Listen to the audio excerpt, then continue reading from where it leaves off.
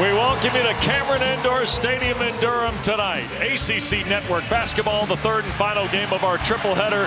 We settle in for number 2 Duke and their only meeting of the regular season against the Florida State Seminoles. And a quick check of the updated standings. And of course, Stanford just beat SMU a moment ago. You see the top 9 in the ACC of the 12.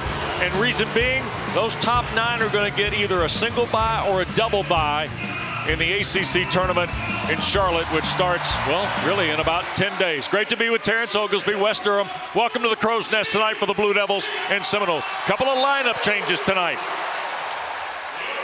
Tyrese Proctor is out of the lineup for Duke. Malik Ewan is out of the lineup tonight for Florida State. And for the Blue Devils, that means Showtime Slim, the freshman Isaiah Evans. Hey, the pride of North Mecklenburg High School. He gets to get a start. First career start after going 5 for 6 in the first half against Miami. My man is playing with so much confidence right now, Wes. At 6'6" and long arms, he can see over the defense, knock down shots. And you talk about confidence, he hasn't seen a shot that he doesn't like. He's firing them up. And now, after a season of working on his defense, Coach Shire has all kinds of confidence in this young man. A stupendous jump shooter from beyond the arc, looking to get hot. All right, we're going to keep an eye on Evans. 4 true freshmen, by the way, in the lineup tonight for Shire's Blue Devils. You see Evans, who gets his first career start, coming off 3 straight double-figure efforts. Now, Florida State, without Ewan in the middle, the best shooter from the floor in the ACC, a little more on the shoulders of Jameer Watkins. Well, he's going to have to be aggressive, Wes. Why? Because he's the only scorer that's really getting above 13, 14 points a game. If Florida State plays at the fastest pace in the ACC, and as a result, that's where Watkins gets most of his offense early in the clock. Look for Florida State to try to push the pace and put some offensive pressure on this big Blue Devils roster. Well, so John Shire huddles up now with, you see Tyrese Proctor in street clothes here tonight with Isaiah Evans, Common Malawach, Con Knippel, and Cooper Flagg, the 4 freshmen, to go with the grad transfer, Sion James. And 79 wins in his first 100 games for John Shire, who has done just a terrific job here in year 3. The Blue Devils set to capture the top seed in the ACC tournament, which starts a week from Tuesday at the Spectrum Center in Charlotte. Claire Aubrey with Mark Schnurr and Bill Covington Jr. Malawach and Alir Malouk get us started, and the Blue Devils in white control with James. And Florida State goes man-to-man. You're going to see a lot of Florida State playing on top of the passing lanes, trying to get out, create steals so they can get out in transition. When they have to play in the half court, Wes, sometimes they struggle, and who hasn't been struggling? Isaiah Evans just rims out. Yep, spins one out. Jackson the rebound. Daquan Davis, the freshman from Baltimore, to Chandler Jackson with a floater. And Flagg, his first rebound of the night. James ahead from Malawach. Catch, layup, good. 2-0 Duke. The native of South Sudan, played in the Olympics this summer. Kamal Malawach, one of the best things he does, Wes, he runs the floor like somebody's chasing him. Unbelievable pace and good athleticism at a full 7'2". Really impressive. Jackson, the junior from Memphis, he's a 3-year junior. He's the oldest player really for Leonard Hamilton in terms of experience with the program. Davis, this is Taylor Bowen. 4 to shoot. Daquan Davis, the runner. Tried to dump it to Malouk. Florida State to turnover. And whenever you play Duke, this isn't traditional Duke defense. What I saw when I was playing, West, back in the early 2000s, when they would get out and pressure the passing lanes, much more of a not in the passing lanes, but much more in the gaps this season because they have that outstanding size. Even Sion James with the ball, standing about 6'5", 225 pounds, running the 1. Just makes their lineup different. Knippel the spin. Oh my goodness, got Malouk in the air in the end 1 for Con Knippel. It pays to be patient. Con Knippel, everybody knows, terrific 3-point shooter, but good patience. Alir Malouk, 7 feet. Stay on the ground, young fella. You have good defensive position. Maintain your discipline. Doesn't matter. Con Knippel, a born scorer. Duke is the second best free throw shooting team, Terrence, in ACC play at 81%. Knippel is 90 at the line. 64 of 71, and the free throw is good. He's coming off 20 on Tuesday night in Miami. Oh, what a move by Watkins all the way to the basket. Malowacz got a piece of it. Here's Flagg ahead for Knippel, spotting up. That got partially blocked. Deflected by Davis. Here's Watkins at the other end for the dunk, and Florida State on the board. This is exactly how Leonard Hamilton likes his team to play. Make this game a bit of a mess, and you'll have success, but only if you stop Cooper Flagg. Can't have that happen. 2 minutes in, and Duke's got a 5-point lead here at Cameron. Blue Devils are 8-0 at home, 15-0 this season, just 8-0 in conference play. Monday night, they'll have a chance to go a perfect 10-0 and 17-0 if they win here tonight when Wake Forest visits. That ball got knocked out of bounds. Defensively, Florida State, if you get back, you can find some opportunities. Nice look ahead, and Jameer Watkins, he knows what to do. But Cooper Flagg, here's the deal. We talked to John Shire today. This is one of those games, because of the way Florida State plays, you have to fight fire with fire. If they're going to overplay the passing lanes, you're just going to have to take the bull by the horns and attack the rim. Exhibit A, Cooper Flagg, nice play to start this game. Here's Watkins with 5 to shoot, and he stepped out of bounds over in front of Mark Schnur as he was trying to size up Sion James. Second Florida State turnover. Now Bo Bowen in the backcourt to at least with some token pressure on the Flagg inbounds pass. And here's James against Davis. Flagg against Watkins. Short turnaround, bounces away. Malowacz tried to get position. Bo Bowen, a nice job with the box out. And Malowacz commits the foul. It'll be his first. It's the first on Duke with a couple minutes and change gone. Kamon Malowacz is tall on a floor full of tall people. He is full 7'2". Alir Malouk, he's listed at 7 feet. And Malowacz, I'm not going to say dwarfs him, but makes him look small. Here is Malouk working into the lane. Fall away on Malowacz, got bothered. Coach Hamilton talked to us a little bit about, man, it's tough to start 2 freshmen. That's not how I've usually done things. But at the same time, Isaiah Evans just doesn't even think about it. Nope. Catch and release, bounds away. 3 minutes in, 5-point lead. It stays for Duke.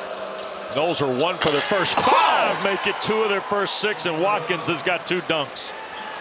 How about that? Splitting the ball screen, getting to the cup. Jameer Watkins showing up ready to play. But you notice when they're getting their offense, it's playing quick. Maybe not even a pass. They're being aggressive early. Heads up. Flagg, the lob, and Malowacz answers. He's got 4. And dunks at either end of the floor here early. It's an awesome pass by Knippel. Bounce pass, get it into the seam. Throw that sucker up. Malowacz knows how to handle those. Bo Bowen misses the 3. Evans drawing his first career start tonight. Here is Flagg trying to get to the glass. Oh my gosh. And Malowacz the rebound. And John Shire wanted to foul. Cooper Flagg wanted to foul. A held ball is going to go to Florida State. We get a timeout at Cameron. Action fast and furious here early, T.O. Hey, 2 tall teams attacking the cup. Jameer Watkins, why not? Welcome to Cameron. On the other side, terrific seam pass. Throw it up. Malowacz, throw it down.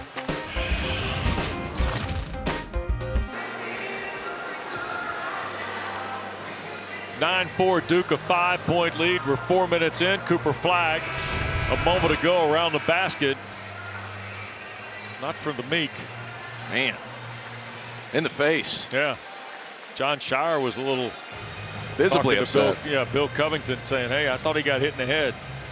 I think it had more to do with Covington was looking at the action on his side of the floor. Yeah, they're going to go back and take a look at it. See, obviously fouls above the head or neck. That's automatically going to be reviewed. And Wes, as you know, I love reviews. It's been noted. Yeah, it's been noted. Hey, here's a cool thing, though, Wes, and this is a great job coming up with this graphic by the guys in the truck. But first half Cooper Flagg, second half Cooper Flagg. And we talked to John Shire about it. Right. One of the best things about Cooper Flagg is his maturity level. He understands that the guys he plays with needs the ball to have energy. So you look at Con Knippel, you look at Isaiah Evans, those guys need to touch leather a little bit in order to get a rhythm within the game.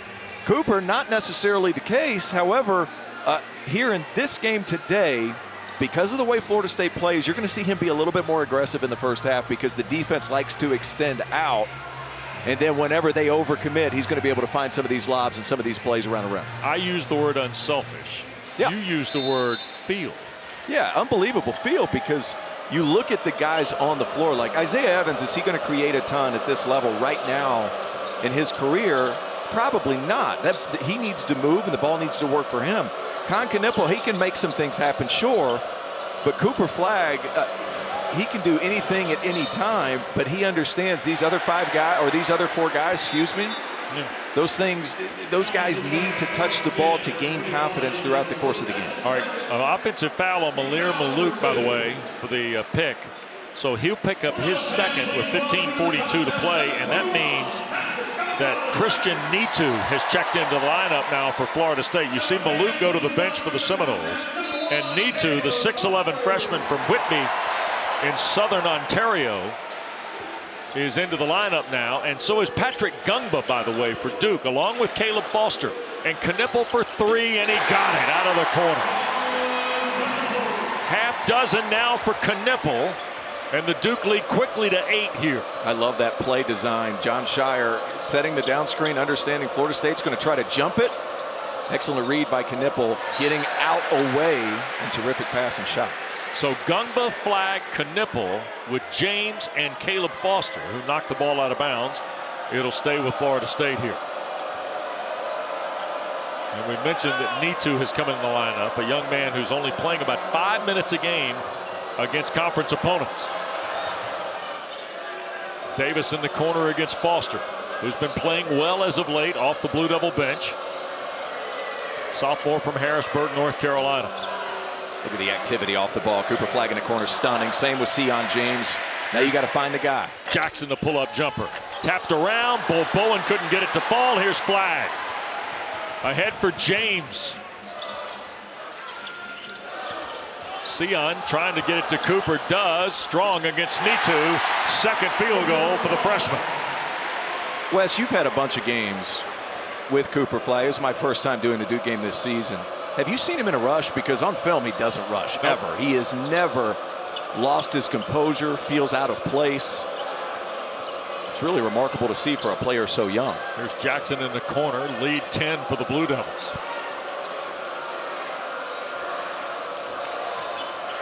Watkins on a re-rack. Took a bump from Gungba, and that'll be a foul on Patrick Gungba. 6'11 freshman from Northern Virginia, his first and the second on the Blue Devils, T.O. I think that the word composure is perfect. I mean, slides over, comes, protects the ball with his body. And when you have guys flying at you all the time, and you have a senior guard in Sion James that can get you the rock. Be careful now. He's on the way to rewriting some things, too. How about this? First ACC player, 500 points, 100 assists, 30 blocks in the regular season in the last 25 years. Seems good. yeah, not bad. Pull up at 16 for Watkins. Oh, and a nice follow by Nitu, who got to the rim. Christian Nitu, who played 5 minutes, had 2 points against Carolina last Monday night in Tallahassee. I like Christian Nitu. Plays with an edge. Good size at 6'11", has some skill, left-handed. He's got a chance. Foster out front, standing three. And it bounds away. Gungba, and last touch by the Noles. So there's Claire Arbery, and we'll get another look at Christian Nitu on the follow here. Saw him play for the first time for UPlay Canada. Just his activity levels what stands out, especially when he comes in and plays for Coach Leonard Hamilton. His activity's there. Like I said, plays with an edge. Got to contest the shot a little better than that. Boy, look at Gungba chase the offensive rebound down, and here's Flagg on the attack. Through traffic, put it up on the glass, and finally pulled away by Nitu. He's now playing, by the way, with Jerry Dang, number 7 for the Noles. He's a transfer from Hampton University. He was coming off a season-high 16 points against Carolina. Here's Watkins to work, though.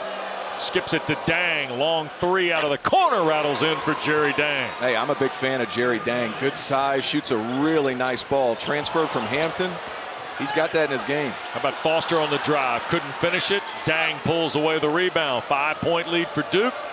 Here are the Noles with Jackson.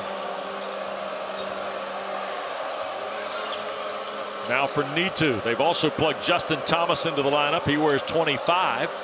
And he'll take the ball in the corner and then flip it right back to Jackson. 10 to shoot. Watkins at distance. And going to get a foul called here. And it's going to be on Caleb Foster, his first, and the third on the Blue Devils. They say pass makes the shot. Jameer Watkins a little bit high on the swing. Terrific hands. Jerry Dang grabs it with one, up and over.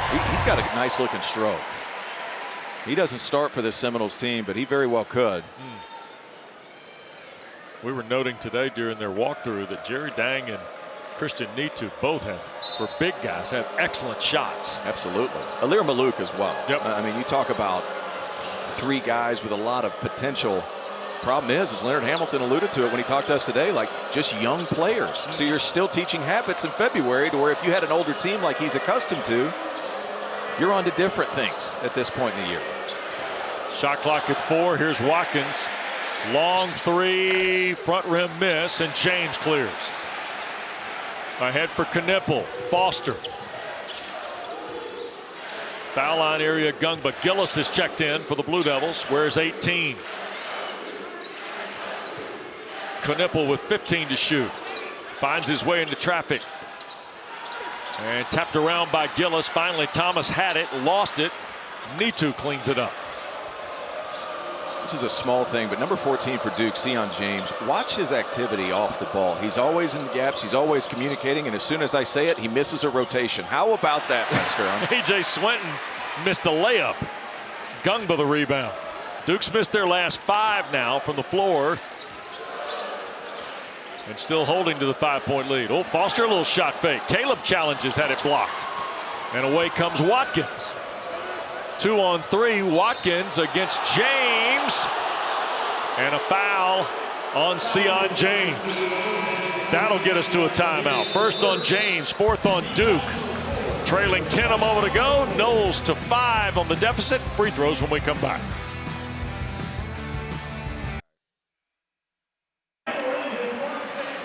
Well, as he gets ready to go into his last week of the regular season as the head coach at Florida State, Leonard Hamilton gets a trip back to his home state. Of course, he's a native of Gastonia. Before the game, a very nice moment here at Cameron, and great to see Mike Krzyzewski and his wife Mickey here tonight on the baseline. And Coach K had this: in so many ways, my dear friend Leonard Hamilton's a pioneer in our profession. His tangible accomplishments are terrific. His impact on countless players along the way will be the greatest testament to his success. College basketball will miss him.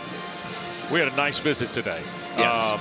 A lot of topics, a lot of ground covered, but there's no getting around, T.O.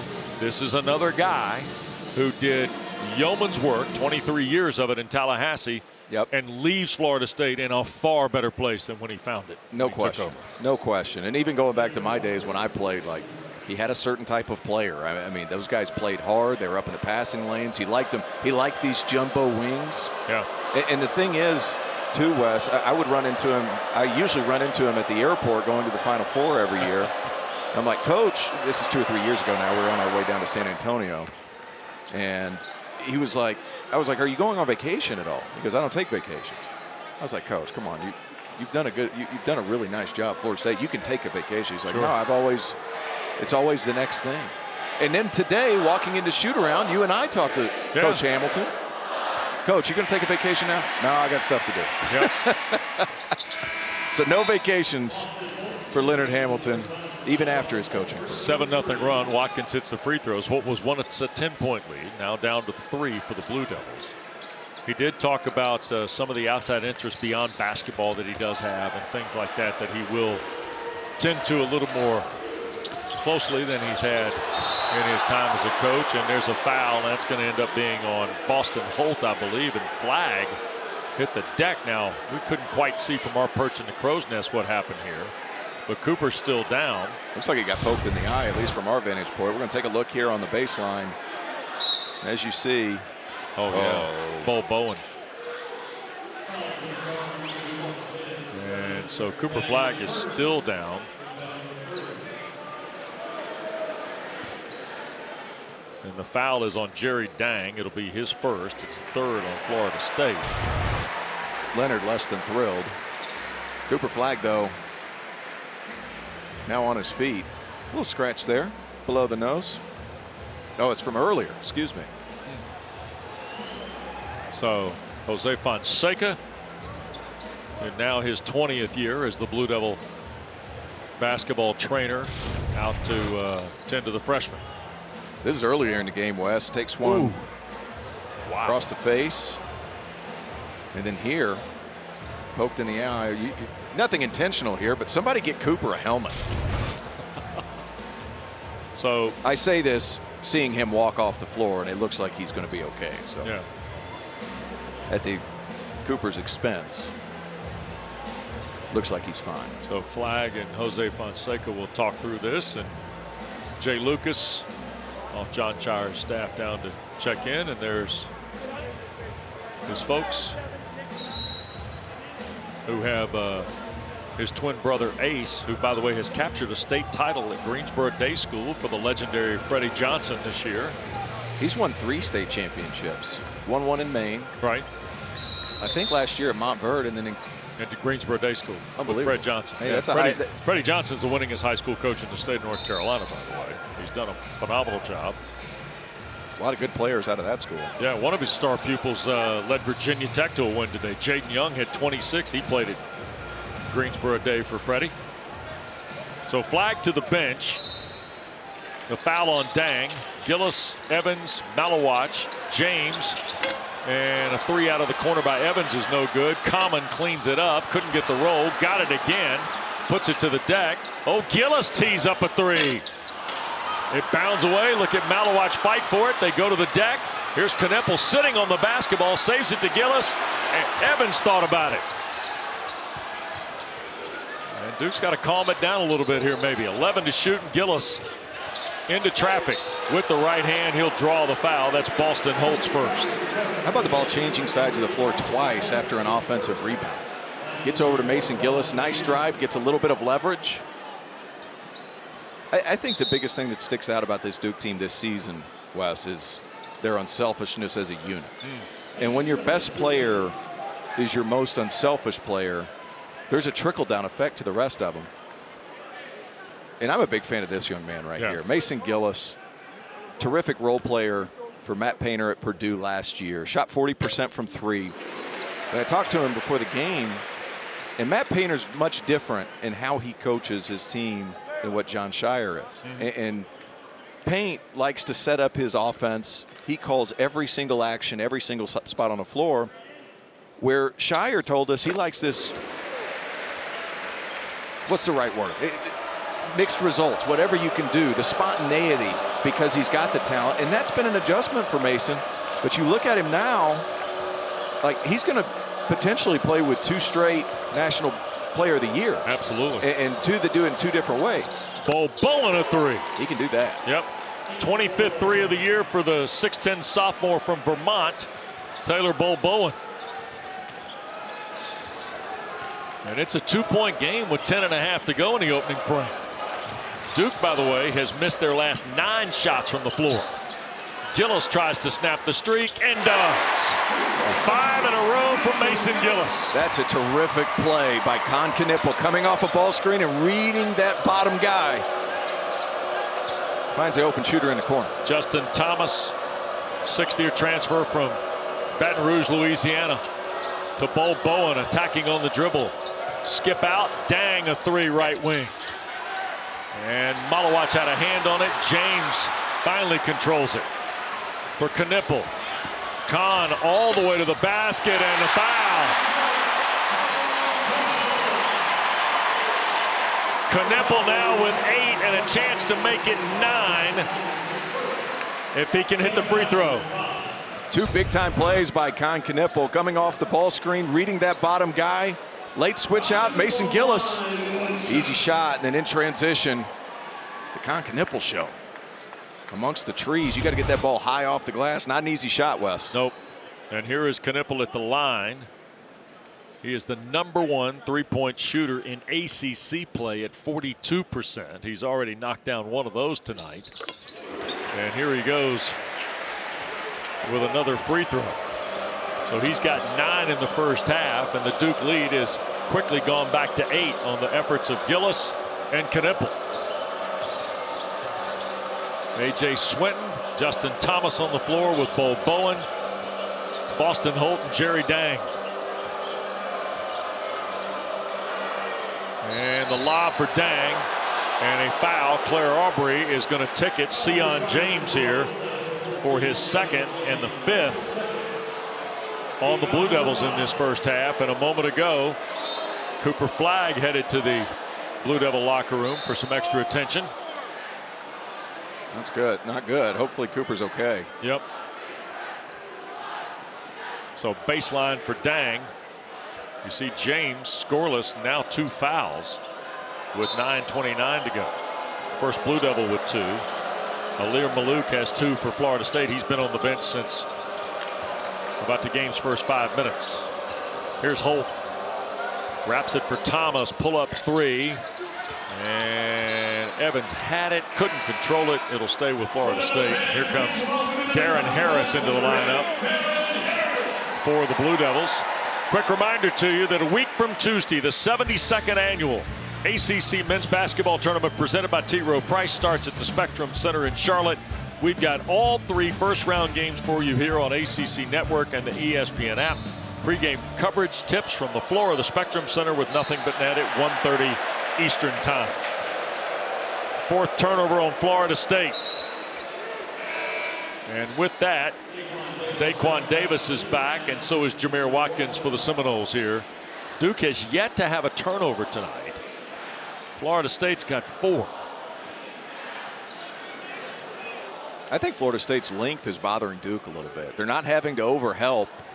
The 2 times they have overhelped, they've ended up in wide open jump shots for Duke. Yep. But around the rim. And a foul on Davis will be his first. Freshman from Baltimore. 6th on Florida State. Now Mason Gillis, he needs to make sure he understands, like, he can't run the baseline right now. Spot throw in. And here comes Nitu to replace Jerry Dang. The Florida State way, substitute in length for more length. You know, Duke's the tallest team in the country. Florida State's the 4th tallest team in the country. So, and not only that, really athletic are the Seminoles. They do a nice job, but they switch everything, and they put so much pressure on you because they don't have to overhelp. Boy, Knippel went all the way to the rack, couldn't finish. And here is Davis, right back the other way, tried to dump it back to Nitu. It ultimately got there. Watkins, jab step on Malawach. Oh, nice pass baseline. What a hand in the lane for Darren Harris. T.O. Hey, if you're a freshman and you're not playing that many minutes, you better do it on the defensive end. John Shire told us he was going to get that opportunity, and I'm not sure this was off of Harris. Looked very much like it was off to Quan Davis. Tough call. Yeah. Stays baseline with Florida State, trailing 8. And Bill Covington Jr. a foul. And it's on Isaiah Evans. It'll be his first. That's 6 on the Blue Devils. Florida State's got 6 as well, with 8:49 to go in this frame. No Tyrese Proctor, no Malik Brown for Duke, no Malik Ewan for Florida State tonight. Too strong off the hand of Watkins. A little bit of a force. I like the fact we get to see Con Knippel handle the ball at the 1. Yeah. Here's Gillis. Quick look for Evans. Showtime Slim has not found the groove just yet. Great cut. Harris the catch and the score and 1. Darren Harris, just his 10th field goal of the year. And the foul is on Nitu. It's his first and the 7th on the Seminoles. Nice cut away from the ball. Cooper Flagg makes his way back. Sees him with one eye, but that's all you need. Darren Harris is a nice player, and I think sometimes, you know, it gets lost in the fact that Con Knippel's here and Kaman Malawach. Like, Darren Harris has struggled to crack the rotation, but what a rotation it is. This is a guy who scored a lot of points in high school throughout his high school career and has just struggled to crack the rotation. So what do? You get the opportunity, you play defense. Too strong off the hand of Evans. Duke's back to their largest lead of the game, 10. And Gungba stuck a hand in the pass lane. Here's Knippel with Harris. Right corner, Evans, 3-ball. Nope. How about Harris from the front wing? Nope. How about a third crack with Knippel? Maybe something a little closer? Nope. Back for Evans, 3. Yes, sir. I'm a big believer in second chances, but third, fourth, and fifth, why not? Isaiah Evans has unleashed the crazy.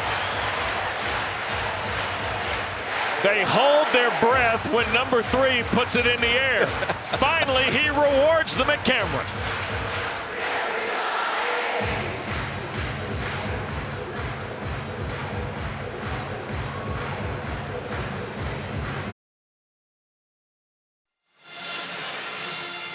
Wes, when you're not shooting it all that great, attack the offensive glass. That's something Duke does really well. And take a look right here.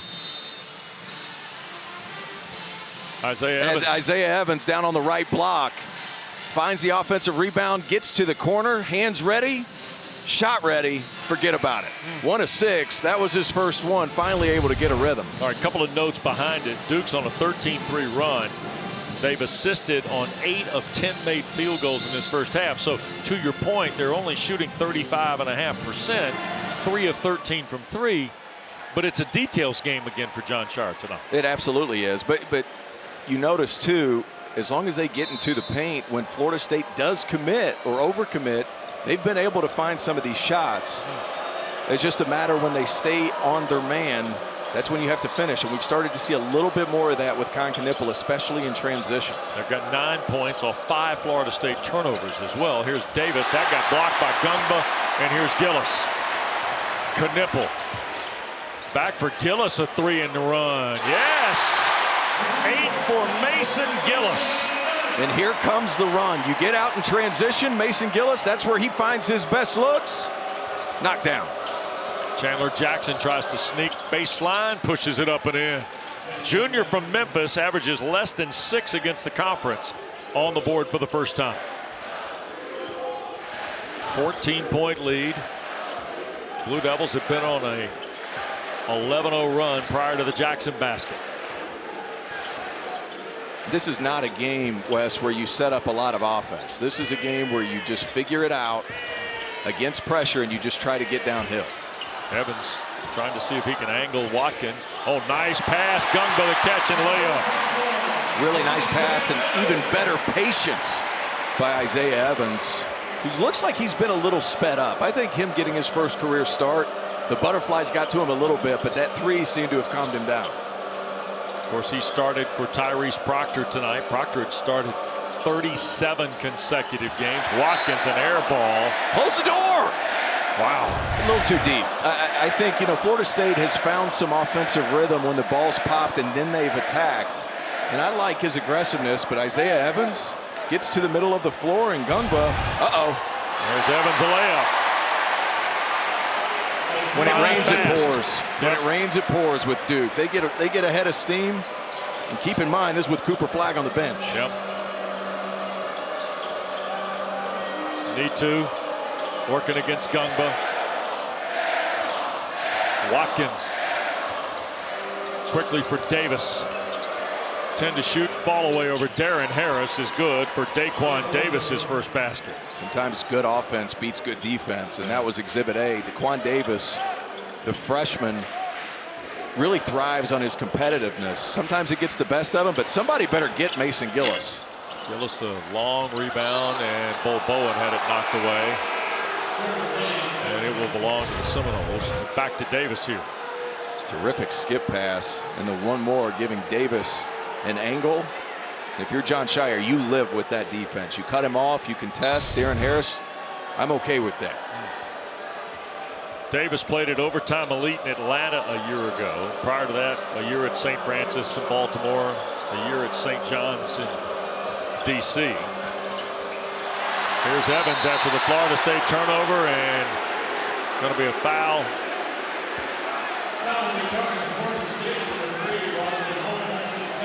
It's going to be on Davis. They're going to call it on Davis. They're going to take a look at it for a clear. I don't know if the correct terminology is clear path or not. But. Yeah. So We're going to take a look. He loses his footing. Davis gets downhill, loses it, grabs a hold of Isaiah Evans. Can't do that. So Davis the foul. His second. It's the 8th on Florida State. And Bill Covington and Claire Aubrey are at the monitor. And that's tough because, man, flag's leaving again. Don't forget the Ally. Oh, hold on a second. Get a little interpretation. The previous play was reviewed. We have a flagrant 1 foul. 2 shots. Point of interruption. All right. Two shots, point of interruption. The ball end up on the side after 2 free throws. A flagrant 1 is called. Not a basketball play, and I think that's a good call, Wes. Yep, I'm with you on that. So Isaiah Evans is going to get a couple of free throws, and then Duke will put the ball in play in the backcourt. And before we get to the free throws, the Ally ACC Women's Basketball Tournament starts Wednesday afternoon in Greensboro.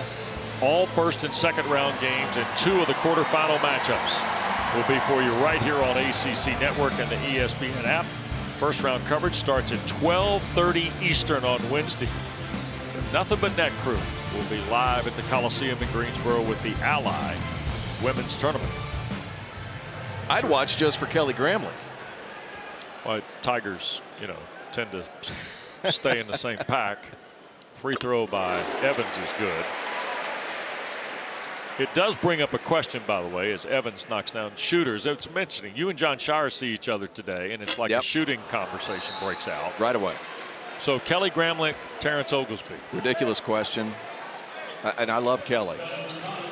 This isn't the business she wants. Not bringing the smoke for Kelly? That's not what she wants. No, not what she wants, the contest for shooting. Okay. Hey, speaking of shooters, though. Yeah. Isaiah Evans, 1 of 6 from 3. What's the last thing you need to do to a shooter to get his confidence going? Put that man on the free throw line. Yeah. So don't be shocked if you see him end up with a jump shot at some point here in this possession. But Jamir Watkins is not going to let anything happen. Yeah. Isaiah Evans has got a 6-point half. Hit 1 of 2 at the line. And here's a 3 ball. And knocked out of bounds. It'll stay with Duke. I think Thomas, the 6'7", 6th-year transfer from Baton Rouge, pushed it last.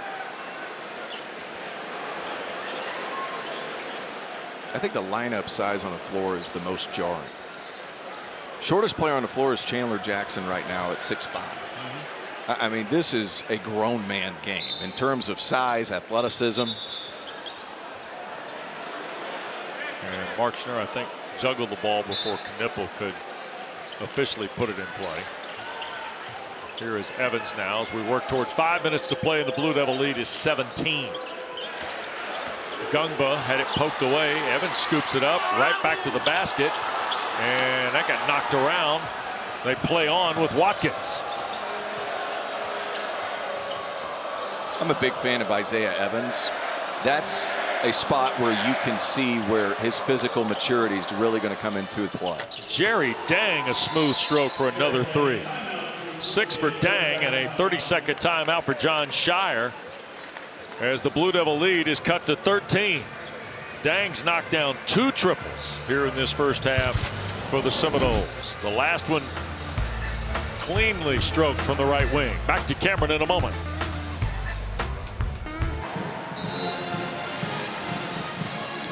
So here in Durham, the side note, Cooper Flagg took a inadvertent finger to the eye. And you see with 11:27 to go in this first half, he's now coming back from the locker room. Jose Fonseca, I think, was taking his mom back to that locker room area underneath the stands here at Cameron Indoor Stadium. There's one thing I know, Wes, it's that Mama makes everything better. Thank goodness he didn't need Mama, though. Yeah. Glad to see Cooper back on the bench. So back to the bench area. 14-point game with 4.5 to play.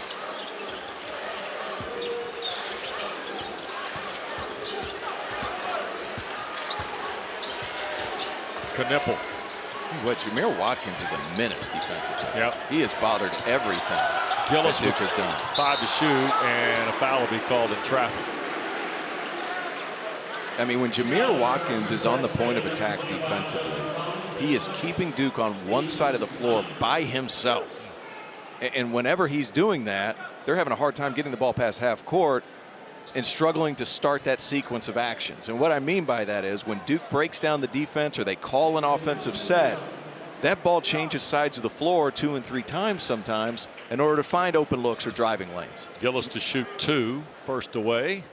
And it rattles out. Don't forget, Nothing But Net crew will be in Greensboro for the Ally Women's Tournament Wednesday through Sunday right here on ACC Network. You get full coverage, pregame, halftime, postgame shows throughout the tournament, previews, highlights, analysis, and game breakdowns as well. All of that starts Wednesday at 12:30 Eastern Time from Greensboro at the Ally ACC Women's Tournament. Should be a terrific event, by the way. Gillis got the back end of the free throw. He's 3 for 4, has 9 in this half. He's averaged 4.5 points in the last couple of ball games. He's had 3 double-figure games against the ACC, including 12 against Miami the other night. Here's the drive, and Jackson, wow, the answer. Circus shot. 4 for Chandler Jackson. And I said Gillis had 12. It was against Miami earlier in the year, not the other night in the win at Coral Gables. Here's Look at Watkins. I mean, his defensive ability has stood out. But what a play! Number 3 back to work for you, T.O. I love it. Drive baseline with the intention of setting a screen on the top of the key. Big time shot. Even better at getting his feet set. Long 3 out front for Watkins. Back rim miss. Evans clears it. James. He's tough. Oh my goodness. First basket for Sion James, and he just out-muscled Florida State to the rack. If you start leaning against him, he is so strong physically, you just bounce off. 18-point lead again for the Blue Devils. And again, the activity. I mean, unbelievable. Timeout on the floor, just ahead of 3 minutes to go in this first half.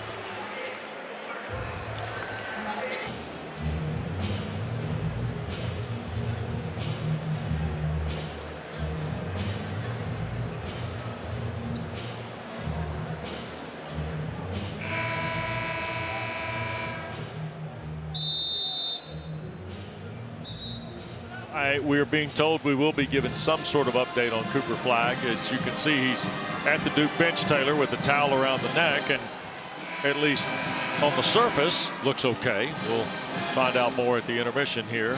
Flagg has been out since the 11:27 mark. Duke led 14-11 when he left the game. They're on a 27-12 run since to take this 18-point lead on Florida State. And the Blue Devils are playing a pretty clean game as well. No turnovers, T.O. It's amazing, really. But that's not where Florida State's bothered him. It's been at the rim. Yeah. And it's been in their shooting percentage up until this latest run. Everything around the rim against Florida State's difficult. Here is Chandler Jackson with 4 to shoot, trying to find a path. And the long rebound for Sion James. Let's drive it all the way again and score.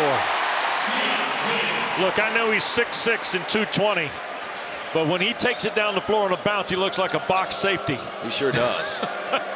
Trying to gun the run. A.J. Swinton, a leaner against Gillis.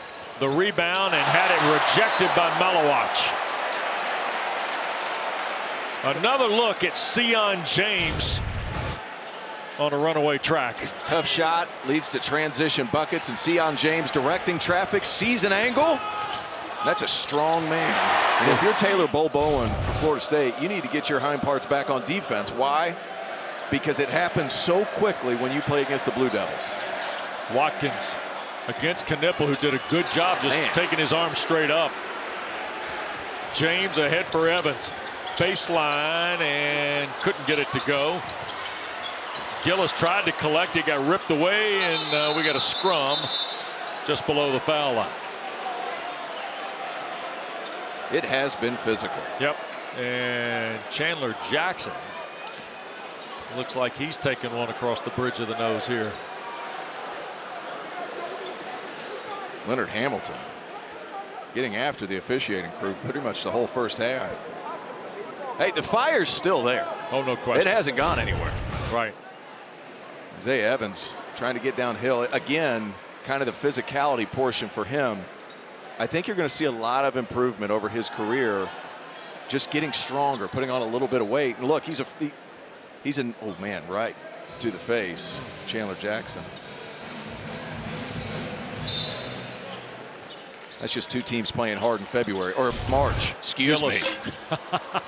Tapped away, Malawach, and a foul. So the foul will be on Bol Bowen. It's his first.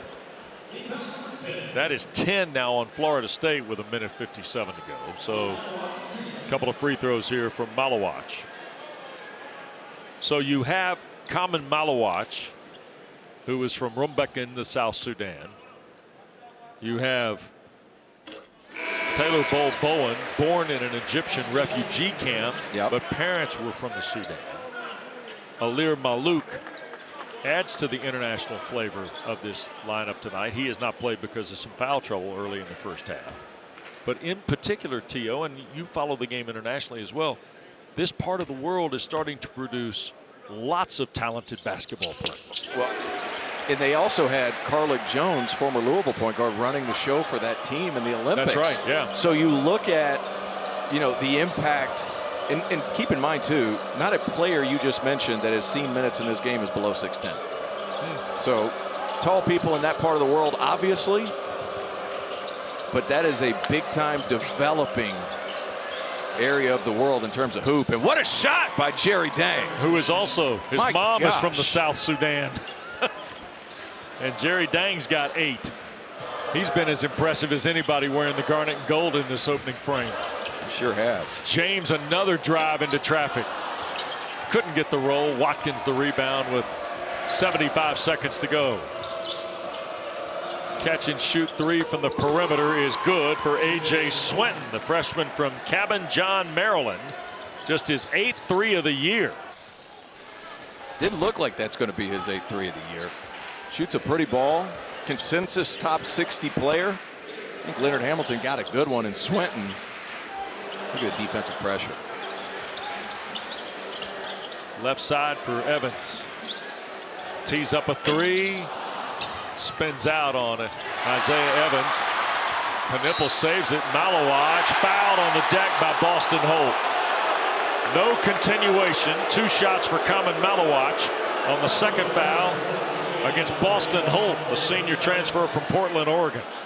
John's not going to like it. I actually like the call on the floor. You're going to get 2 free throws anyway, but Knipple, what he's done today has been, see the foul's way before even the dribble, and John Shire doesn't love it. And as we both know, Wes, Duke never gets the foul call. Oh, stop. So I say that facetiously, but at the same time, Knipple today, he's guarded really well on the defensive end of the floor. Correct. He stayed in front. He hasn't lost his discipline. He can test straight up. He comes off. He's having to play the point guard because Cooper flags out. Sion James gets 2 fouls quick. Malawach the free throw. He's got 10 now. Knipple's got 9 points, 5 assists, 4 rebounds. To your point. To my point. So he's come off ball screens. He's made the read on the most important guy, the MIG that's underneath the rim, and he's knocked down some shots. So I mean, you talk about a guy at 6'6", 6'7", strong build. He's not going to rise up and dunk on too many people, but skilled right now, especially at the next level, preferred by everybody. Yep, 19-point lead toward the final half minute to play. Duke a little 2-3. Yeah, how about that? Actually thought they were defending pretty well. A little curveball before heading into the half. Here is Holt. Watkins 12 to shoot. Baseline Swinton rolls it in. 5 for A.J. Swinton off Leonard Hamilton's bench. And the Blue Devils get the last shot of the half. Up 17. Knipple with 6 seconds against Holt. He'll take him on the drive, stop in the lane, push it up, it rolled off, and the horn sounds. Nonetheless, at one point, It was a 4-point game early in this half, and Duke went on the big run, and it's a 17-point lead at the break. And when they went cold, it all went with effort. 12 offensive rebounds, and they continue moving the ball. This is a Duke team that even when it's not that pretty, they find out ways to win. Up 17 at this half. I guess we'll send it to break. Oh, no, we'll send it to half. Excuse me. Here we go.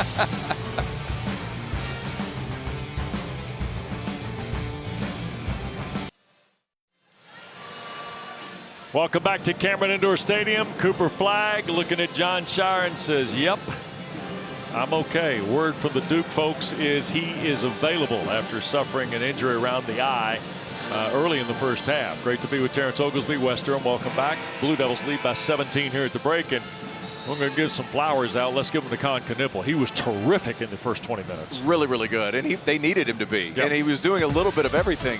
What was he doing? He was handling the ball. He was knocking down shots, attacking the rim, knocking down threes. What didn't he do, Wes? It's really amazing to watch. His versatility as a player. We all know he's a quality shooter and scorer, but it was his playmaking ability that really stood out. 4 assists on top of a couple of offensive rebounds. Really doing everything in the absence of Sion James, who got 2 fouls early in the game. In the absence of Cooper Flagg, Con Knueppel was the guy who took over this ball game. He's going to play for a long, long time. And guys that don't rely on their athleticism to score and make plays, they are coveted. He's part of our star stories. They're players that are crushing it. Brought to you by Crush. Knueppel for the Blue Devils, and boy, Jerry Dang in his first ever trip into Cameron Indoor Stadium. Impressive. A solid first half for Leonard Hamilton's team, but they have got a steep hill to climb. Flagg starts the second half on the floor for the Blue Devils. And Jameer Watkins travels, but he might have been fouled? Question mark? A little bit of both. But the foul is called. 0 turnovers for Duke is the thing that stands out for me, Wes. I mean, Sion James gets 2 early. Cooper Flagg, who does the bulk of the ball handling, typically in the first halves. And here's the thing, points in the paint against a Florida State team that is massive as well. 22-8. Yep. Davis out front. Bo Bowen had just the 3 in the first half. Comes in averaging almost 9 against the league. 5 to shoot. Watkins in the corner. Davis off balance, threw it up, draws the foul, and that is on Knueppel. It'll be his first. Second on the Blue Devils here in the half. 6'7" freshman from Milwaukee got beat here on the bounce.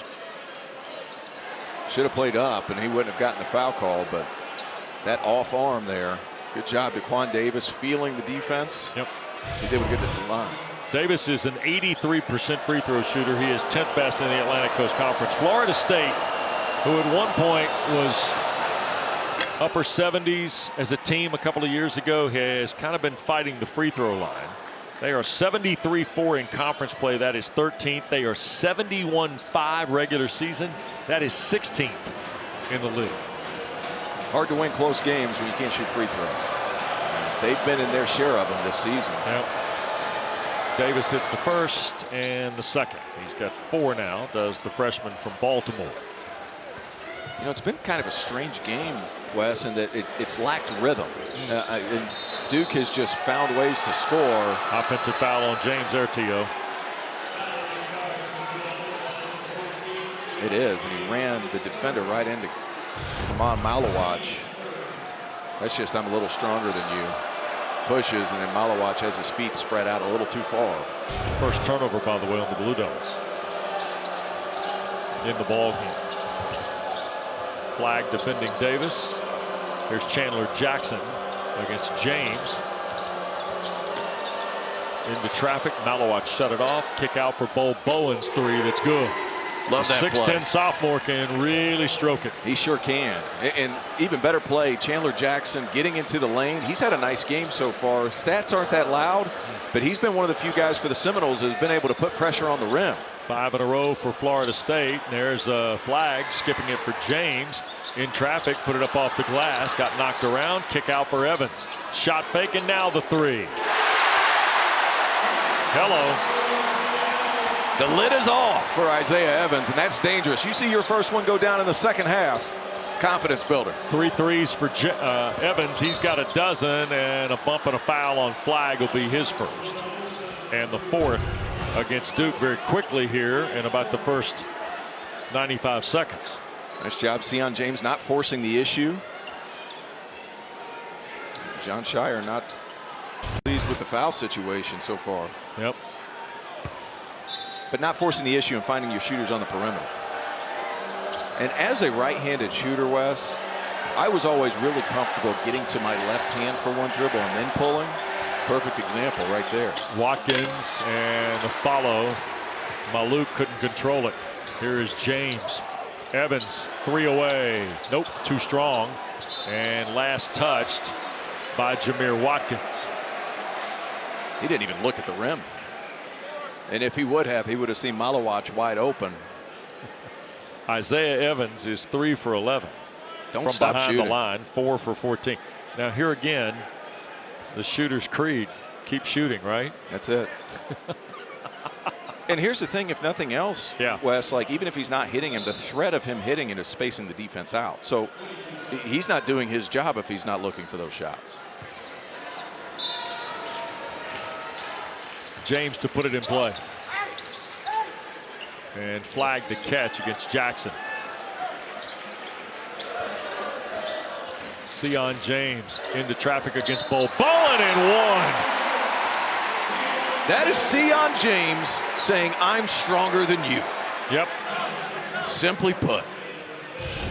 No help because Cooper Flagg sets the screen. He's got the middle wide open. Put my shoulder in your chest. You can forget about it. 6'6". I think he's listed at 220. Try 250. That man's only muscle. James got 6. Looking for his 3rd double-figure effort in the last 7 games. He had 14.6 assists in the big win here against Stanford. He's got 7 tonight on his first free throw. Lead is quickly to 18 after it looked like a little run for Florida State to start the half. Watkins against Knipple. Skip for Chandler Jackson. Missed everything. Malawach the rebound. Flagg has 2 field goals tonight, by the way.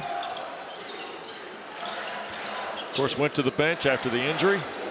Now working into traffic. Takes the contact and a whistle and get a foul on Florida State. It's about time Cooper got a call. Chandler Jackson's first and the second on the Noles here in the half. And I know a lot of people are going to roll their eyes when I say that. He has been attacking the lane and getting clubbed every time down, and they have their hands all over him. Working against Maluk, and Flagg scores off the glass. The creativity and the understanding of where he is on the floor is just another dimension to his game. And that's going to be a foul, I believe, on Alir Maluk. That'll be his 3rd and the 3rd on Florida State. And another look at the Flagg pivot. Look at, I mean, he goes up, he gets smacked in the face again. But credit to Cooper Flagg, though. He gets back, he's complaining now, but he never does so in an overly demonstrative fashion. So, look, he is getting fouled. So the lead is 20. 8-0 Duke run here, Terrence. The man's bleeding. Knipple along the baseline, and that's going to be on Bowen. That'll be his 3rd, and that's 4 on Florida State. I love the aggression by Knipple there. And what does he do? He takes away the defense's athleticism by attacking their chest on the ground. So here is Knipple at the line, looking for his 10th point. And the first one is good. Don't forget our coverage of the 72nd T. Rowe Price ACC Men's Basketball Tournament starts a week from Tuesday. We'll be at Spectrum Center in Uptown Charlotte. All 3 first-round games for you on ACC Network. Our coverage starts with Taylor Tannenbaum and Nothing But Net at 1:30 Eastern Time on Tuesday, March 11th from Charlotte. Knipple with 10. He's 3 for 3 at the line and making 4 for 4. 11 points for Con Knipple. The lead 22. It's largest of the night now for the Blue Devils.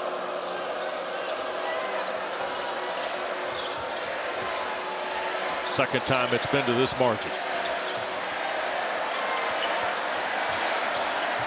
Nitu has come in the lineup. Long three bounds away off the hand of Watkins. Flag for Knipple against Davis. That's a mismatch. Skip out for Evans. Three from the left. And the rebound pulled out of there by Daquan Davis. Not a thought of passing. Nope. Jackson into traffic over Malowacz. Flag gathers. Down the floor goes Flag. Lob. Common the hammer. Handling it against pressure. Seeing the help come over. And Nitu just had it rejected by Flag. Here's Knipple. Weaving around Jerry Dang. Shot fake and one.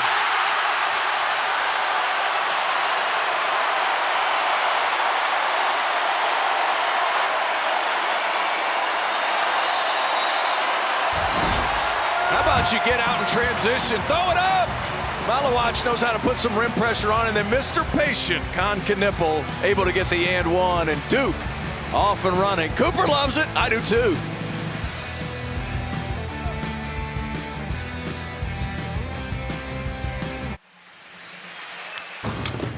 Well, Duke leading 61-35. Time for tonight's Experts at Work, brought to you by Principal.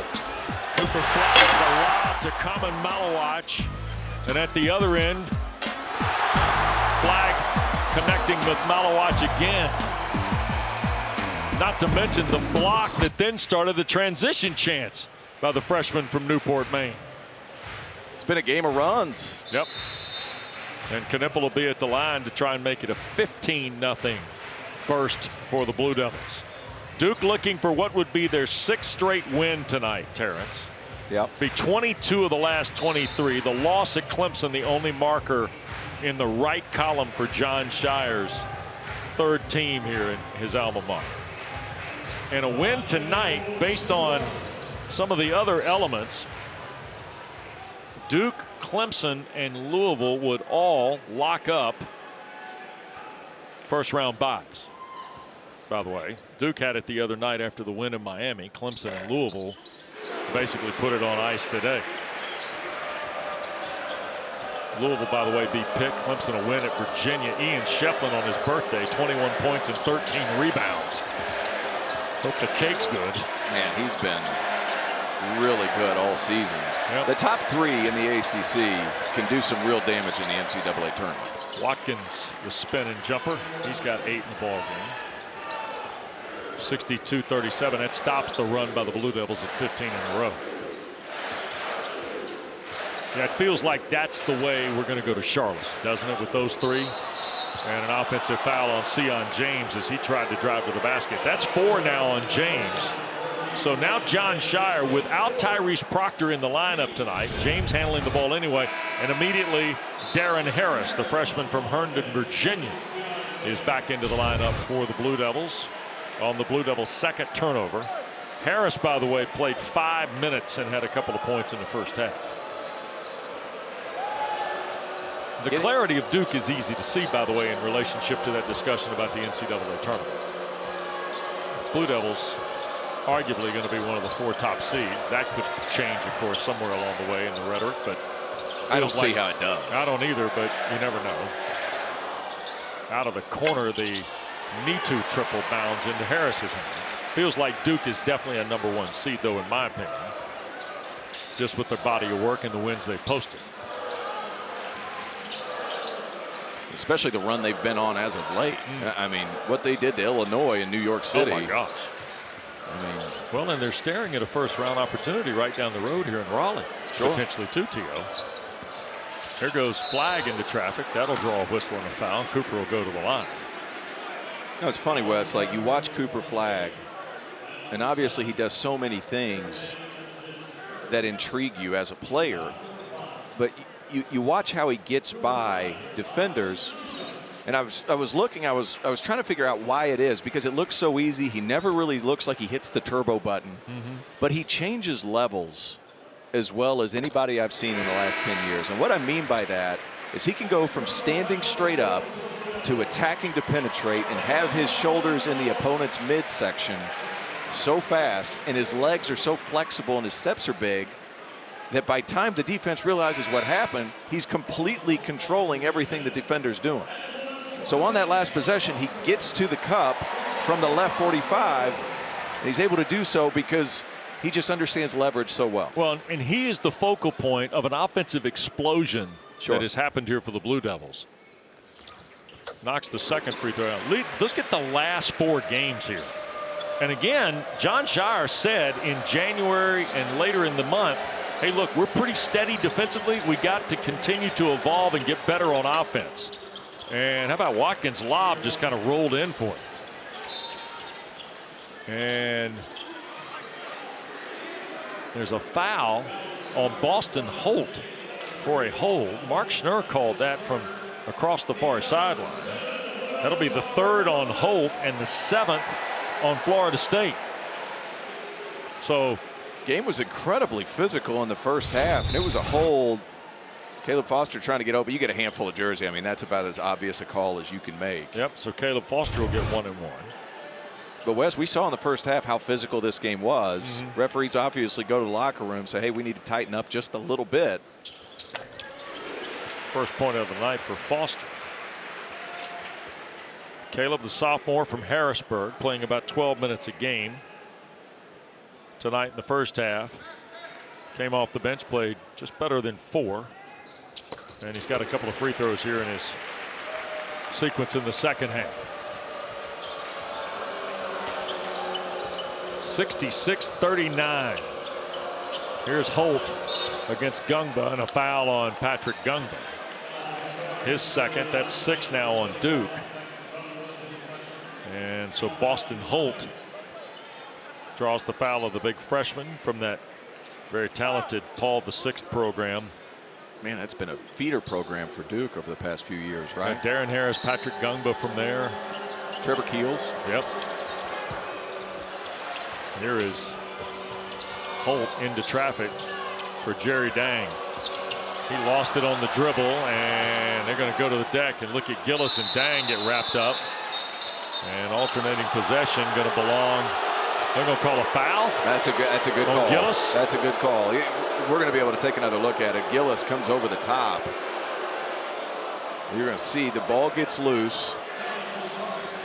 And I'm not saying that Gillis has him in a headlock, but take a look here. Good effort to get there. Look at this.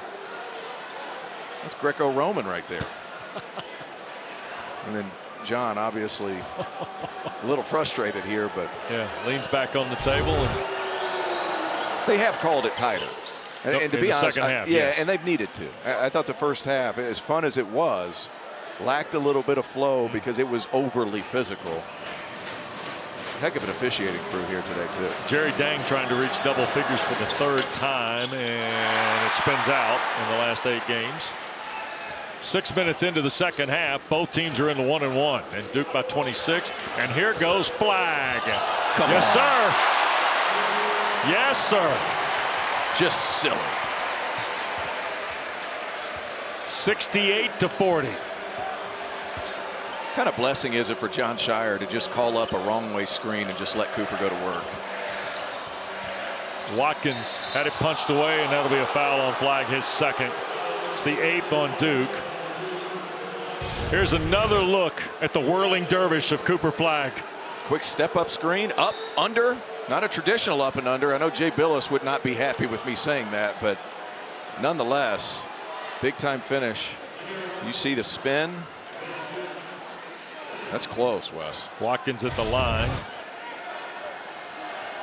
He's got 10, 4 here in the second half for the senior from Trenton, New Jersey. Transferred into the program from VCU, and last year averaged 16 points, 6 rebounds, and shot 47% from the floor for Florida State. But again, this goes back to something you mentioned in the first half. By any definition of Leonard Hamilton's tenure at Tallahassee, this is a young basketball team. Absolutely is. And you look at Watkins, who's one of the older players in the program. It's only his 2nd year in the program. That's it. So their way of doing things takes a little bit of time. Leonard was still redshirting guys as of 5-6 years ago. Devin Vassell. Exactly. So he had his chance to put his hands on guys and really teach them.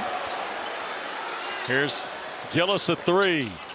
And it'll hit the top of the glass and bounce back into play. Watkins took an unbelievable, ran into a screen in the backcourt from Gungba. And here's Jerry Dang from deep on the right and score. Man, he can shoot the basketball. Third three of the night for Dang. 12 in the ball game for the young man from Norcross, Georgia, who played at Hampton a year ago and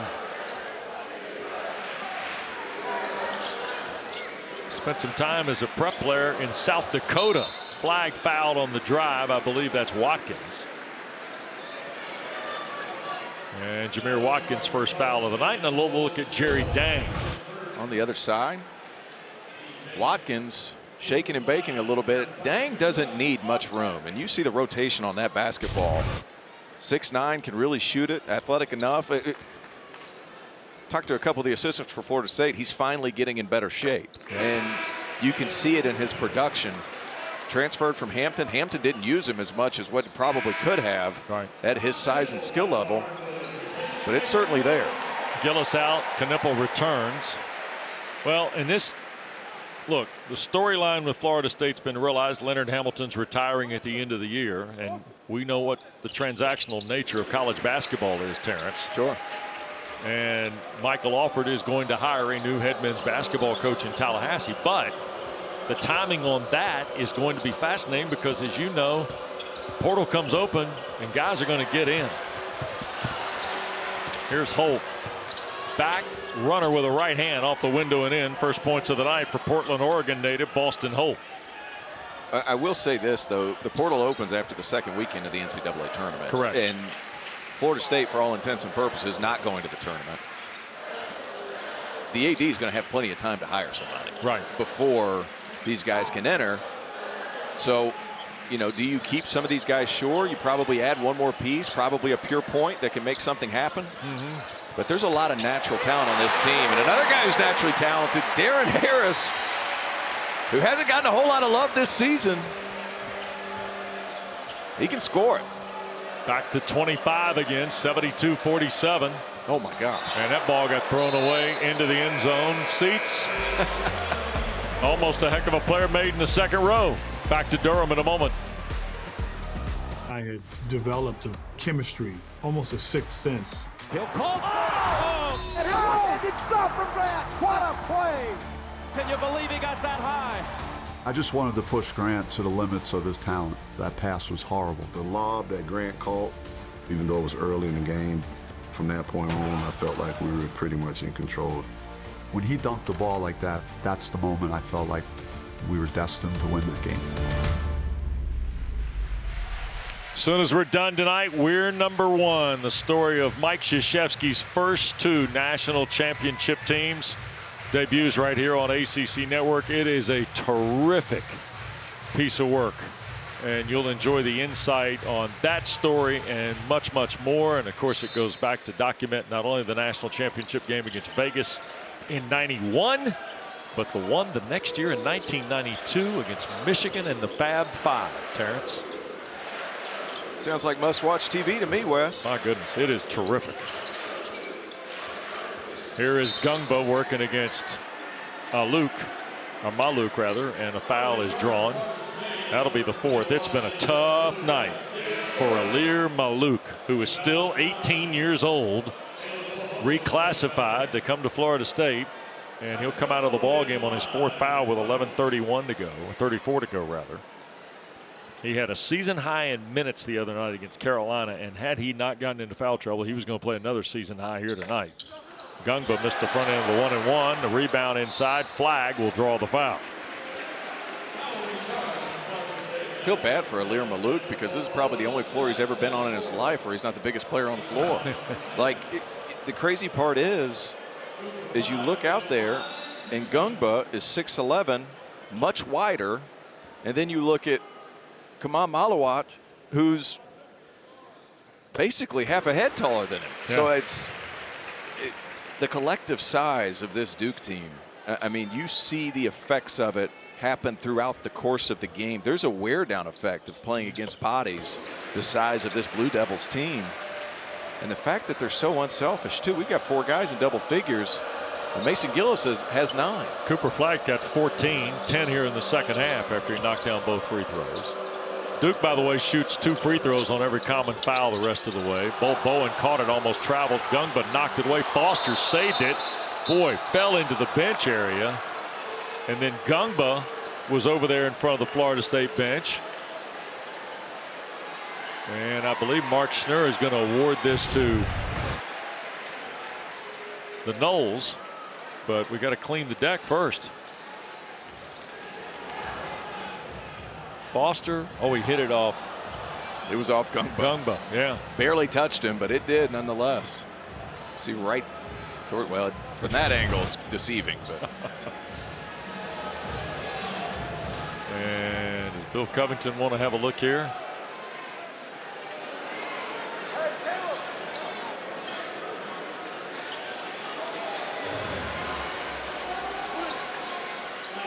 Oh, they're shot clock. Sure. That's what it was. That was the look, the reason they went to the monitor.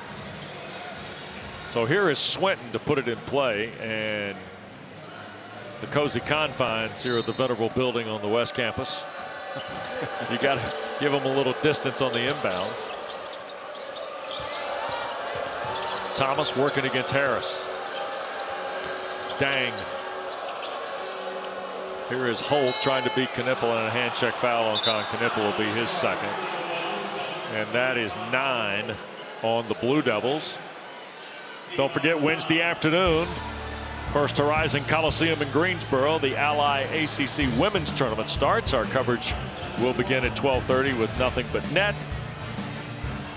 And then all the first and second round games and 2 of the quarterfinals are right here exclusively on ACC Network. It's going to be a big Sunday. The final day of play in the Atlantic Coast Conference, and the women's card is tomorrow. And you see, Terrence, you have 4 teams that get buys.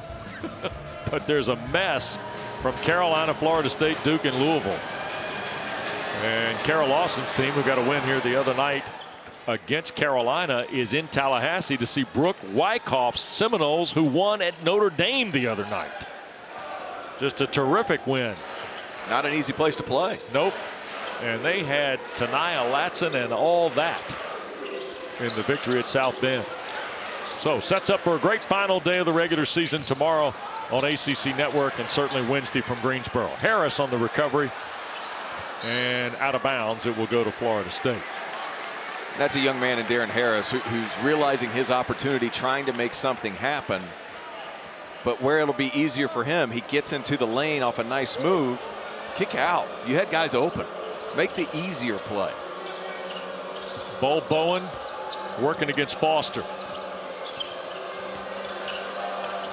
Tried to wrap it through traffic. Here is Flagg. Thomas in front of him. Cooper on the layup, and the tap follow got knocked out. Gungba. Harris a 3. Missed badly, and Flagg recovers. Winds through a double team. Got it back. Stayed with it, and a held ball will go to the Blue Devils. That's a the effort. Yeah. The effort of Cooper Flagg is phenomenal. It's been phenomenal for both teams, but this is kind of a microcosm of this game, right? Like we've lacked some flow. Guys are trying to get out and run, but it's been offensive rebounds, hustle points, and that's how they've found their threes. Yep. And they have been unselfish. Don't get me wrong, and they've made nice individual plays. But as far as flow is concerned, this game doesn't have a ton of it. Yeah. And each coach has had to dive into depth, get the bench involved. Absolutely. A lot of combinations. And here in this second half. I mean, we've had 20 free throws in the second half. Yeah. So and lot of almost 20 stoppages. fouls. Almost 20 fouls. Sure. Halfway home here in the second. Knipple. Hanging jumper. And finally controlled by Jameer Watkins. I'll say this about Jameer Watkins. The dude can guard. I mean, his on-the-ball defense is going to get him a shot at the next level. Yep. Here is Foster. Caleb trying to beat Swinton to the basket. Skip for Evans. Isaiah fights through traffic and lays it up. Parted the Red Sea, Isaiah Evans. Attacking the cup as well, not something he's done with all that much. 14 for Evans tonight. He's got his 4th straight double-figure game. And this is where Duke can get you. This is where these runs happen. They get a couple of baskets, you get frustrated, you take a quick shot. You can't do that. They're going to call Boston Holt for the grab on Malawach. Right here in this second half. That'll be the 4th on Holt, by the way. Isaiah Evans, 1 of 3 from 3, sees the defense attack. Strong move. Right through the middle. You have to close that gap if you're Florida State. That can't happen. So just ahead of 9 minutes to go. Duke's going to shoot free throws 27 and 28 with Common Malawach, who is 4 for 4 tonight and has 10 points. And the free throw good. He's got good hands. I mean, for 7-2, the ball comes off his hands nicely when he shoots a free throw. He's got a 9-foot 8-inch reach. Could dang near fly. I mean, that's crazy. But look at the ball, how it comes off his hands. Good hand placement on the ball. Yep. Comes off his index finger and his middle finger.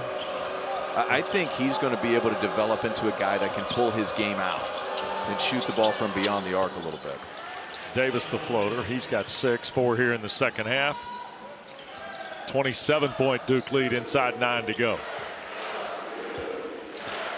Florida State's lost 2 straight, 3 of 4, and 7 of their last 10, with a trip to Virginia on Tuesday and then SMU next Saturday to close the regular season. Flag for Evans, 3-ball. The easiest shot Isaiah Evans has had all day. Yep. Isaiah Evans has got 17 now. And Cooper Flagg with the steal. And here he goes. Lay it up. My gosh. The ground covered off 2 dribbles is absurd. After making a terrific pass, he's rewarded with some good defense as well. And Davis fouled on the drive by Foster. Second on Caleb Foster. Hey, this is something where a lot of guys will put one dribble on the deck and fire away. Nope, not Cooper Flagg. Hits Isaiah Evans, and then coast to coast, 2 dribbles. My gosh. I mean, the athleticism and the flexibility in the legs. I mean, so good. Plays with such good pace and lower body strength. I think that's the underrated portion of this. Yeah, 16 now for Flagg. He's one of 4 Blue Devils in double figures tonight. 17 for Evans, 14 for Knipple, a dozen for Malawach with 8 rebounds. And here is Davis at the line. And he's 3 for 3. You know, we're going to get around to a week from tomorrow with the All-ACC ballots that'll be cast. Sure. And Cooper Flagg is easily first team, easily the Rookie of the Year by historic portions. He's easily the player of the year. And easily the player of the year. Yeah, let's in go the ahead and ACC. cut the nonsense. But I think the national discussion, I think he's right there. with he and Janai Broom is fascinating too. Foster, Malawach. Just throw it up there in the vicinity. 14 for Common, 6 in the second half.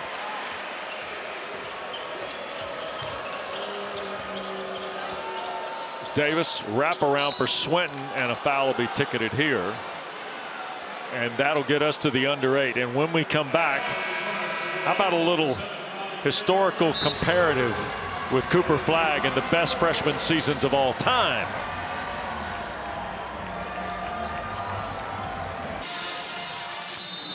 Well, 85-53. Ken Jong's got this one in hand, I think, with 7:40 to play. That's energy is what that is. How about the Cooper Flagg, by the way? Okay, T.O. Mike Waters, who covers college basketball in Syracuse, New York for Syracuse.com, Sure, was on with Roddy Jones and I on our SiriusXM show earlier this week. He mentioned Carmelo Anthony as the comp for Cooper Flagg. Now, Carmelo was the Final Four MVP, and those are his numbers. Sure.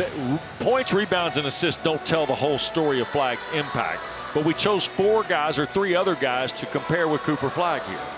Yeah, the biggest surprise of this whole graphic is the fact that Ben Simmons was averaging 19 points a game. I'm going to throw that out there. Okay. Outside of that, to me, Carmelo is as far as impact is concerned. I would do that. Zion right there as well. I think, you know, Zion, even to this day, and he is a one-trick pony, but that one trick is unbelievable. Sure. He's just stronger than everybody else on this planet, and he gets to the cup. I think, you know, Carmelo was great at a point where guys were in the mid-post creating isolation. The game has changed, obviously, since Carmelo, but I think the impact of Cooper, just because of how he affects the game in so many ways, he's got my vote as far as if it were down to those four, it's between him and Carmelo for sure. Malawach lowered the shoulder, pushed it up, and scored. Offensive foul on Common Malawach. Before the basket against Bo Bowen, second on the freshman from the South Sudan. I get the call. She had the angle. Doesn't mean I have to like it. Third turnover on the Blue Devils. 30-point lead for Duke. Tio, you see this game as much from a national perspective as anybody I know or work with. Does he have to win a national championship to cement his legacy as the best freshman season potentially in college basketball, or at least be in the Carmelo discussion? I think, you know, Carmelo did win a national championship. Right. At the same time, Carmelo didn't have near the defensive impact as Cooper because he sat in the back of the 2-3 zone. So to me, I would like to see him deep into the second weekend or the Final Four, which is very much in the realm of possibility and even likely. But at the same time, you know, I feel like just his overall impact is just can't be overstated. Yep. A little 1-3-1 by Duke. Yeah, and a kick out three for Davis. Malawach the rebound. You know what I Remember really John like? Shire would have set a 2-3 and late in the first half, right? Well, that's what I was going to get to. Like, that's one thing about John Shire I've really come to appreciate about his coaching style. Like earlier in the conference season, he needed a curveball. He goes 2-3. So we're heading into postseason play. Now they're tinkering with something else just to give him some variability. So a quick 1-3-1 to give an opposing team a new look. We're going to get a timeout here. I agree with you on all fronts about that. Step aside, Duke by 32 when we continue from Cameron.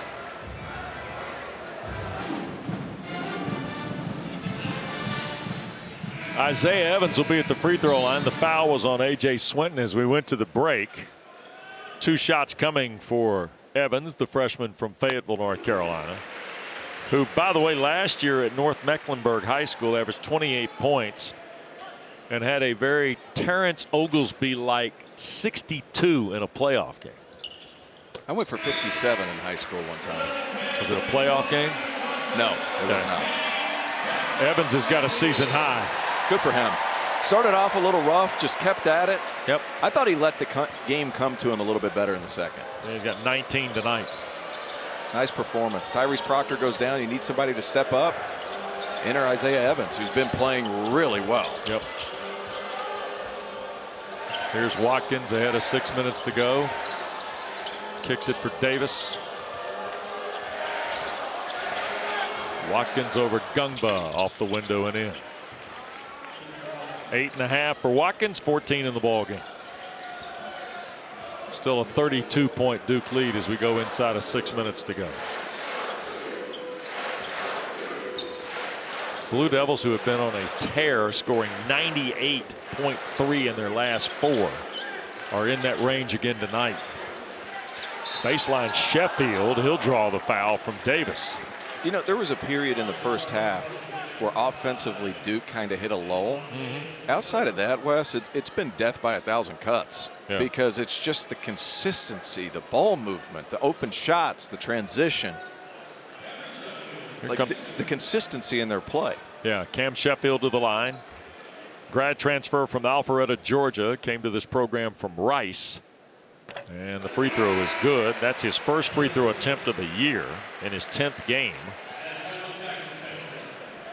Alir Malouk checks back in, playing with 4 fouls. He's been riddled with foul trouble all night.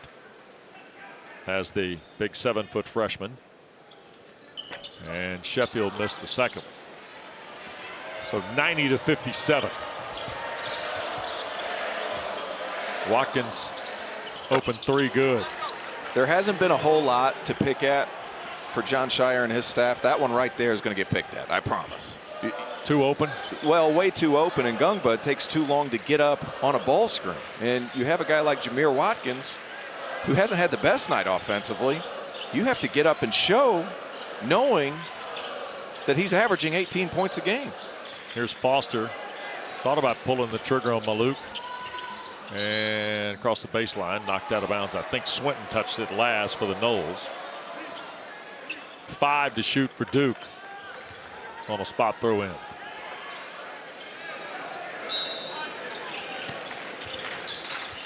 Foster to put it in play. This baseline out of bounds for Florida State's a bit confusing because it looks a little bit like a guy on the ball 1-3-1 behind. But at the same time, just like the corners are open. They're going to send a second guy to you, so you have to get the ball in and get it out quick. We got to get Jerry Dang back down the floor to put it in play here.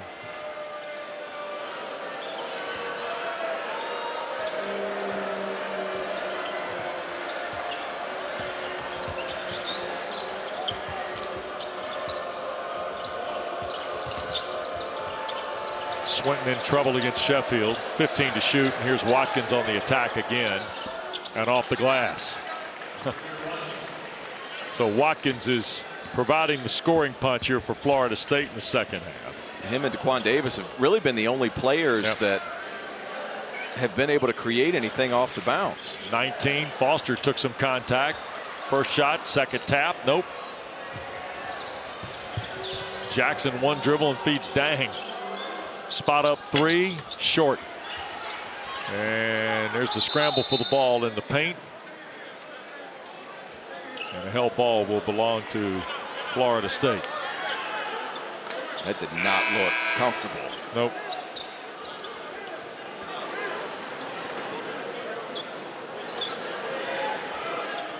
And A.J. Swinton helped to his feet. And here comes Anastasis Rokeas into the ball game from Greece. Well done, Wes. 13th appearance of the year. Has not played in the last three. Played a minute in the home loss to Clemson. And the chance of we want Spencer. Yep.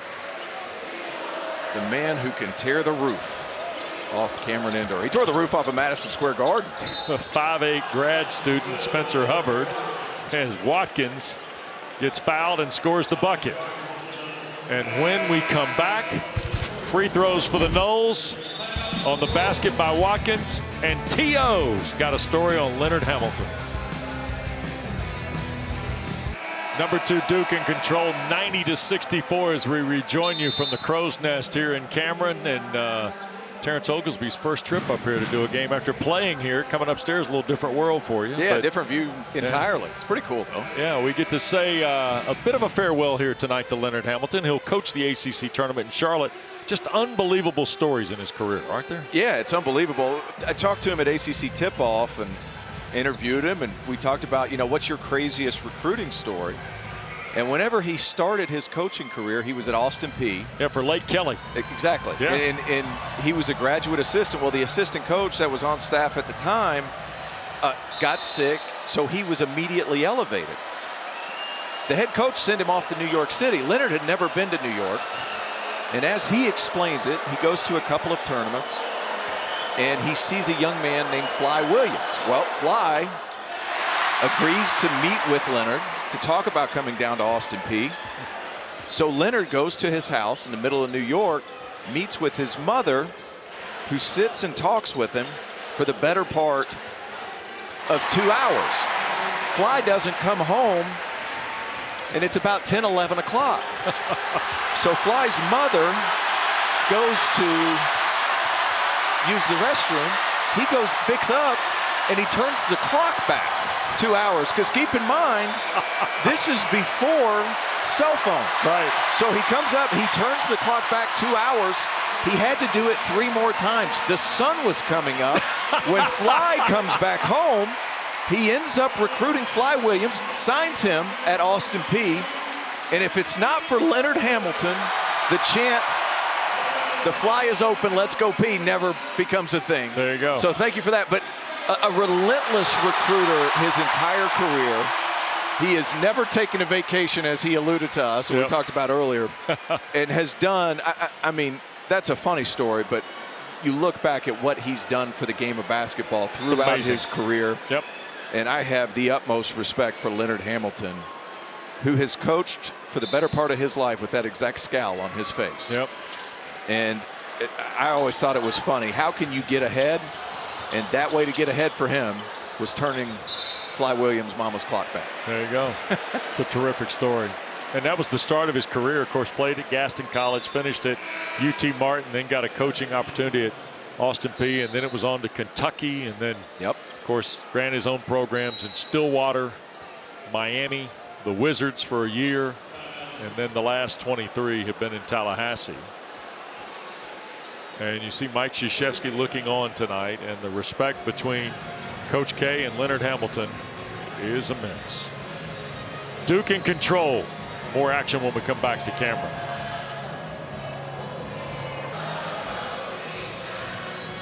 So we come back to Durham, and Leonard Hamilton, of course, Kevin Nickelberry to his right, your left on the screen there, part of a staff with Stan Jones and Jake Morton.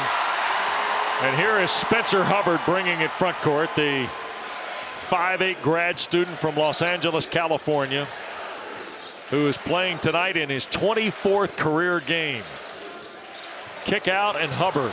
Don't let him score, because this place will explode. Well, it exploded when he came in. There's Sheffield on the drive. He'll draw the foul with 3:03 to play. So very quickly, Duke's lineup has Darren Harris on the floor, and there is Spencer. And you see 7-foot Stanley Borden. Neil Begovic is also on the floor, and Cameron Sheffield, who will shoot the free throws. That's the 5th foul on Boston Holt. And he will come out of the ball game with 4 points. And into the lineup comes Jason Simpson, senior transfer from West Palm Beach for the Seminoles. So Rokeas and Nitu on the floor, along with Jesse Jones, a senior transfer from Clearmont, Florida, and also Alir Malouk. And Sheffield gets his second free throw of the night. His only points have come from the line.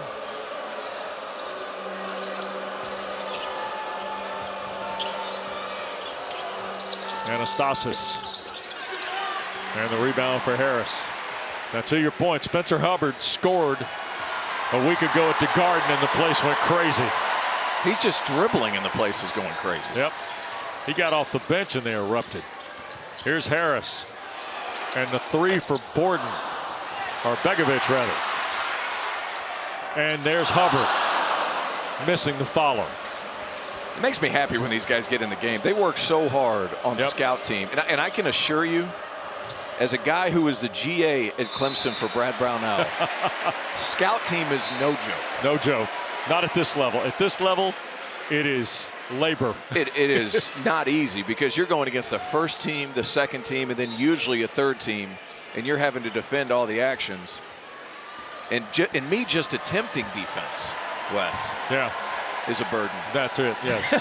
And labor, for that matter. That's right. Here's Harris coming up on 2 to go. Duke's got 93 points tonight and shooting 48% in the half. Sheffield a deep 3. And last touched by the Blue Devils, says Bill Covington.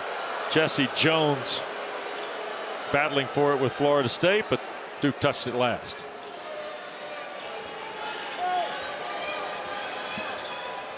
Takeaway from this game for me, and just seeing Duke in person. Okay. The size, the switchability. And you notice in the first half, you know, Kaman Malawach, his switchability and the ability to guard perimeter players on the perimeter is something that I certainly didn't see coming. Harris all the way to the basket. Darren Harris's 3rd field goal. And while I say I didn't see it coming, his lateral quickness at that size. Hubbard the steal. Get it in the done! basket. It gets the people going. Spencer Hubbard. Electric. Duke's got 97. And finally, Florida State controls. Here's Jones with 10 to shoot. Roachaeus, Simpson tried to lob it inside. Borden knocked it away. They'll go to the deck. And the shot clock, was it recovered before the shot clock expired?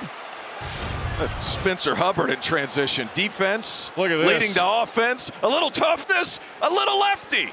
Come on, man. Gets the people going. The finesse. The senior from modern day in California. A powerhouse in its own right.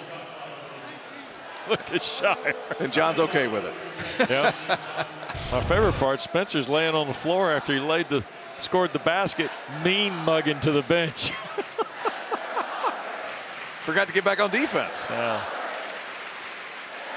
So 19 seconds on the shot clock is where we landed here. And a foul called on Sheffield.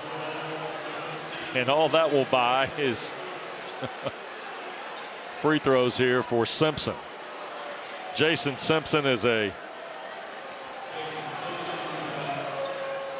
transfer from St. John's. He is the younger brother of the former Seminoles Scotty Barnes, who was a first-round pick by Toronto. Lottery pick, by the way. Simpson Rookie of the year. Yeah, terrific player. Don't forget, we're #1, celebrating Duke's first 2 national championships. Follows us here from Cameron. First free throw of the year for Simpson, playing in his 8th game tonight. And here is Hubbard front court. Shot clock is still in play. Set that man a ball screen and let him cook, Durham. Duke bench is standing. Hubbard for 3. Come on! Let my man cook! Spencer Hubbard! 4th 100-point game of the year for the Blue Devils. Last time they did it, they won a national championship. Dribble it out. That'll do it. I can't take it anymore. 17-1, the Blue Devils are in the ACC. 26-3 overall. And tonight, the margin is 35 for the nation's #2 team. Go And ahead, their slide 9th them. win by 25 or more. Hey, slide them up a spot. This is the best team in college basketball. What a performance in a first half by Conca-Nipple. That was as impressive an all-around performance as we'll see. Fun game to be with you, Wes. Thanks, T.O. Great as well. Really enjoyed it. 20th game with 15-5 for Cooper Flagg. Duke's won 6 straight with Wake Forest visiting on Monday night, and then the regular season finale in Chapel Hill next Saturday. Florida State draws Virginia on the road Tuesday, and then Saturday closes the regular season with SMU. Thanks to our producer, Will Black, our director, Chad Lampman, our terrific ACC Network crew. For Terrence Oglesby, West Durham, #2 Duke cruises. Stay tuned. Here's We're #1.